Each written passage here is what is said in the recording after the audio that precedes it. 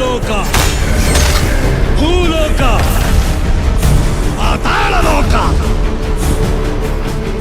तीनों लोकों में एक ही राज होगा।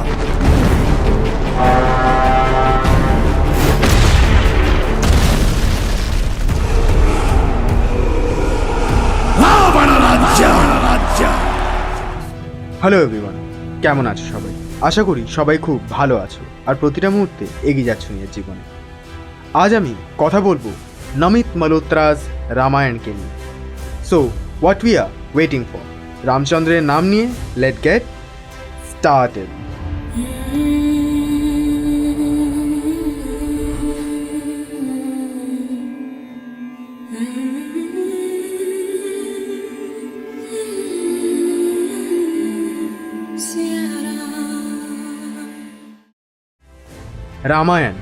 রামায়ণ মানেই the epic, the legend of Prince Ram. ছোট থেকে বড় হয়ে ওঠা রামায়ণ আর মহাভারতের গল্প শুনতে শুনতে এত বছর ধরে আমাদের হৃদয়ে বাস রাজত্ব করেছে এই গল্পগুলো।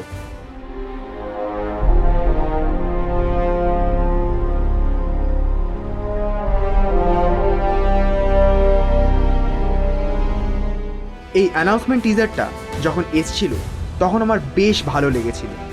যেভাবে ইউনিভার্স, স্টার, কসমোস মিলে শ্রী রামচন্দ্র এবং রাবণকে বানাচ্ছিল, that is really very great.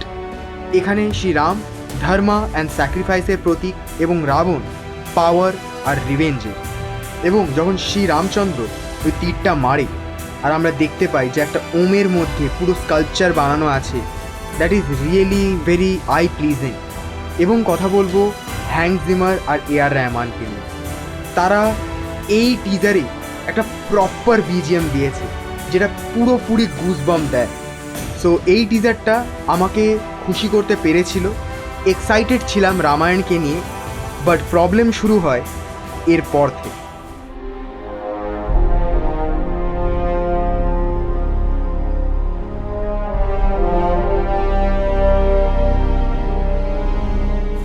এই টিজারটা দেখে আপনাদের যা রিয়াকশন সেটাই হলো আমার রিয়াকশন। নমিত মালহোত্রা ইন্টারভিউতে এসে বলছে যে এই ফিল্মটা 4000 কোটি দিয়ে বানানো। লিটারালি এই সিনগুলো দেখো।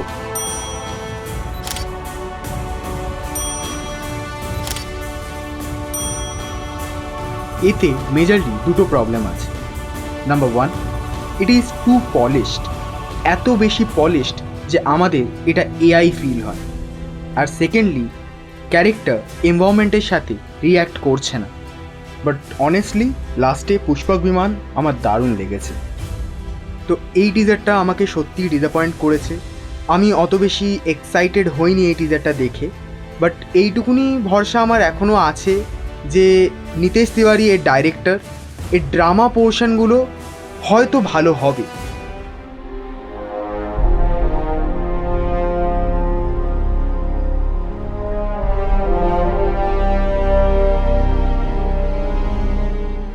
Literally daddy is home. এই ট্রেলারটা পিক হয়ে যায় due to Yash. What a performance! মানে যেন ফিল হয় যে ইয়াশ রাবণ হওয়ার জন্যই প্যাদা হয়েছে। আমার মাথা লিটারালি খারাপ হয়ে গেছে ইয়াশকে দেখে। ওই জটাওয়ালা লুকে যা অ্যাকশন, জাস্ট সুপার। জাস্ট কোনো সময় কানাডা ভার্জনটা শুনে দেখো, জাস্ট পিওর গুজবাম্প। এর ভিজুয়াল আমি বলবো রাবণের পোর্শনে ফ্যাব। বাট আমি বুঝতে পারছি না যে যখনই শ্রী রামচন্দ্র স্ক্রিনে আসছে সেটা স্টার প্লাসের কোনো সিরিয়ালের মতো কেন লাগছে। I don't know. দেখো, ইটস নট ফেয়ার যে ইয়াশ সেটাকে প্রডিউস করেছে বলে তার সিনগুলো ভালো হবে।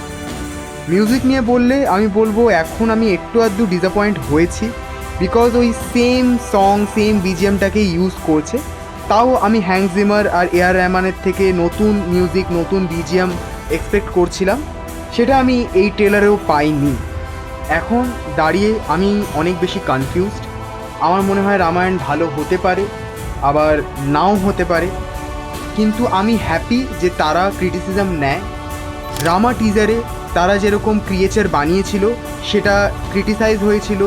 ঝড়ের মধ্যে শ্রী রামচন্দ্র হেঁটে যাচ্ছে, তার একটা চুলও উড়ছে না, সেটাকেও তারা নিয়েছে। বাট এখনও সিরিয়াস প্রবলেমস আছে।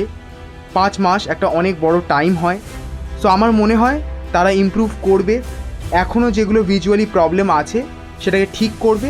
বাট আমি পার্সোনালি এক্সপেক্ট করছিলাম যে রিয়েল লোকেশানে শ্যুট করা হবে, একটা রিয়েলিস্টিক টেক হবে রামায়ণে, বাট সেটা আমি পাইনি। আমার শ্রী রামচন্দ্রকে প্রচুর বেশি কার্ডবোর্ডিশ মনে হয়েছে, যে সে বেশি মুভমেন্ট করছে না, তার ফেশিয়াল স্ট্রাকচার চেঞ্জ হচ্ছে না। আর লিটারালি এই ডায়লগটা শুনে আমার এই ডায়লগটার কথা মনে পড়ে গেছিল। रावण तीनों लोकों का स्वामी है, तो तीनों लोकों के सामने उसका वध करूंगा। वो कहीं भी हो, आकाश या पाताल, वो मनुष्य हो या राक्षस, चाहे उसे दिन छुपा या रात, मैं वादा करता हूं अपने हाथ से गला काटूंगा उसका।